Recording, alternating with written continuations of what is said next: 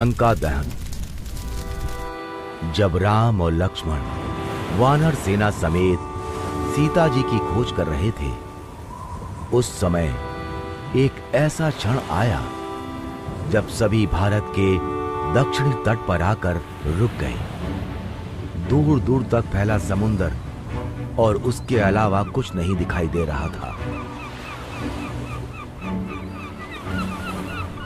तब हनुमान समुद्र के ऊपर से उड़ते हुए सीता को ढूंढने लंका पहुंचे। लंका पहुंचकर वो सीता की तलाश करने लगे। कहाँ है माता सीता? तभी उन्हें अशोक वाटिका दिखाई दी। वो अशोक वाटिका में गए तो उन्होंने देखा कि एक दुखी स्त्री पेड़ के नीचे बैठी है। हो ना हो, यही सीता माता हैं। वो उनके पास गए। उन्हें देखकर सीता डर गई। कौन हो तुम? क्या तुम्हें रावण ने भेजा है? नहीं माता, मुझे प्रभु श्री राम ने भेजा है। मैं रामदूत हनुमान हूँ। नहीं, तुम रामदूत नहीं हो सकते। तुम अवश्य ही रावण के कोई मायावी राक्षस हो और भेष बदल कर आए हो। ये सुनकर हनुमान ने राम की दी अंगूठी सीता जी को दिखाई और बोले, आप मुझे नहीं जानती, किंतु इस अंगूठी को तो पहचानती हैं। ये तो मेरे स्वामी की अंगूठी है। उन्होंने ही मुझे ये अंगूठी आपको देने के लिए कहा था और ये कहलवाया है कि वो जल्द ही आएंगे और आपको यहाँ से मुक्त करवा कर ले जाएंगे। ये चूड़ामणि श्री राम को दे देना और उनसे कहना कि उनकी सीता उनकी प्रतीक्षा कर रही है। चूड़ामणि लेकर हनुमान जी ने सीता जी से कहा, माता, मुझे बहुत भूख लग रही है, इसलिए अगर आपकी आज्ञा हो तो क्या मैं इस वाटिका से कुछ फल खा सकता हूँ? अवश्य हनुमान, तुम जितने चाहो उतने फल खा सकते हो। सीता जी से आज्ञा पाकर हनुमान एक पेड़ से दूसरे पेड़ पर कूदते हुए मीठे फल खाने लगे। ये फल तो बहुत मीठे और रसीले हैं। इस बीच उन्होंने वाटिका के बहुत से वृक्ष उखाड़ दिए। ये देखकर वाटिका की देखरेख करने वाले सैनिक हनुमान को रोकने आए। रुक जाओ वानर, तुम मुझे खाना खाने से रोकते हो? ये कहकर हनुमान ने उन राक्षसों को उठाकर जमीन पर पटक दिया। लंकेश! इसके बाद और भी बहुत से राक्षस हनुमान से युद्ध करने आए, किंतु हनुमान ने एक एक कर उन सभी को धूल चटा दी।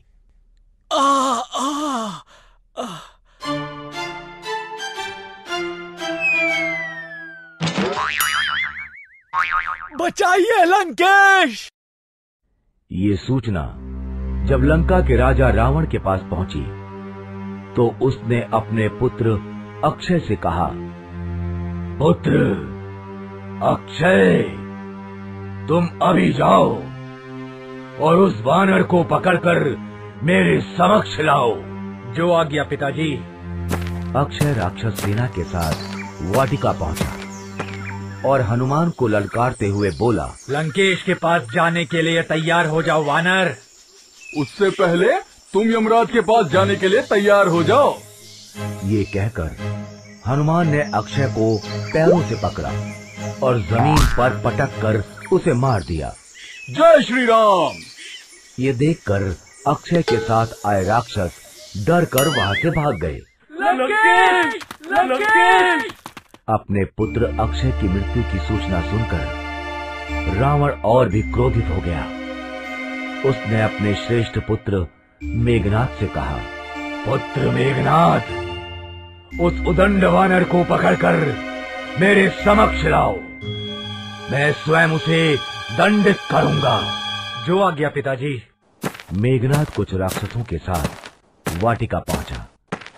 मेघनाद को देखकर हनुमान सोचने लगे, ये तो कोई बहुत बड़ा योद्धा प्रतीत होता है। अब तो क्या हुआ, मैं भी राम भक्त हनुमान हूँ। ये सोचकर हनुमान ने एक पेड़ उखाड़कर मेघनाद की तरफ फेंका। जय श्री राम! पेड़ मेघनाद के ऊपर जा गिरा और वो मूर्छित होकर जमीन पर गिर गया। कुछ देर बाद मेघनाद उठा और हनुमान से युद्ध करने लगा, किंतु हनुमान बहुत आसानी से उसकी हर माया को काट देते। जय श्री राम। अंत में मेघनाद ने ब्रह्मास्त्र का आवाहन किया। ओम ब्रह्माय नमः। ब्रह्मास्त्र को देखकर हनुमान सोचने लगे, ये तो ब्रह्मास्त्र है, इसे काटकर मैं ब्रह्मा जी का अपमान नहीं कर सकता। उन्होंने मेघनाद से कहा, रुको राक्षस, ब्रह्मास्त्र का उपयोग मत करो, मैं तुम्हारे साथ चलने के लिए तैयार हूँ। मेघनाद ने ब्रह्मास्त्र को लौटा दिया और नागपाश से हनुमान को बांधकर रावण की सभा में ले गया। रावण ने हनुमान से कहा, मूर्ख वानर, तुम कौन हो? तुम्हें किसने भेजा है? मैं रामदूत हनुमान हूँ। मुझे उन्होंने भेजा है जिन्होंने शिवजी के महान धनुष को तोड़ा, महाबली बाली का वध किया और जिसकी पत्नी को तुम छल पूर्वक हर कर लंका ले आए हो। मुझे उन श्री राम ने भेजा है। बहुत ज्ञान की बातें करते हो, लगता है तुम्हारी मृत्यु निकट आ रही है। मेरी नहीं अपितु तुम्हारी मृत्यु निकट आ रही है। अभी भी समय है रावण, सीता माता को लौटा दो और प्रभु श्री राम से क्षमा मांग लो। ये सुनकर रावण बहुत ज्यादा क्रोधित हो गया। उसने कहा, अभी इस वानर का वध कर दो। तभी सभा में बैठे रावण के भाई विभीषण खड़े हुए और बोले, नहीं भैया, ये दूत है और किसी दूत को मारना नियमों के विरुद्ध है। इस पर रावण ने सभा में बैठे दूसरे मंत्रियों से पूछा, तो उनमें से एक ने कहा, लंकेश, वानरों को अपनी पूंछ बहुत प्रिय होती है, क्यों ना इसकी पूंछ में आग लगा दी जाए? हाँ, यही सही रहेगा। इससे किसी नियम का उल्लंघन भी नहीं होगा। और फिर रावण ने सैनिकों को आदेश देते हुए कहा, इस वानर की पूंछ पर कपड़ा लपेटकर उसमें तेल डालकर आग लगा दी जाए। राक्षसी सेना हनुमान की पूंछ पर कपड़ा लपेटने लगी। हनुमान अपनी पूंछ को लंबा करते गए। फिर राक्षसी सेना ने हनुमान की पूंछ में आग लगा दी और उन्हें छोड़ दिया। हनुमान वहां से कूदकर बाहर आए। जय श्री राम। और फिर एक महल से दूसरे महल पर कूदते हुए पूरी लंका में आग लगाने लगे। जय श्री राम, जय श्री राम। जल्द ही आग फैल गई और पूरी लंका जलने लगी, किंतु इस आग से सीता की अशोक वाटिका और विभीषण का महल नहीं जले। धीरे धीरे हनुमान की लगाई आग में पूरी लंका राख हो गई। फिर हनुमान ने समुद्र में अपनी पूंछ पर लगी आग बुझाई और श्री राम का नाम लेते हुए वानर सेना की तरफ उड़ गए। जय श्री राम। इस तरह हनुमान ने सीता माता का पता लगाया और रावण की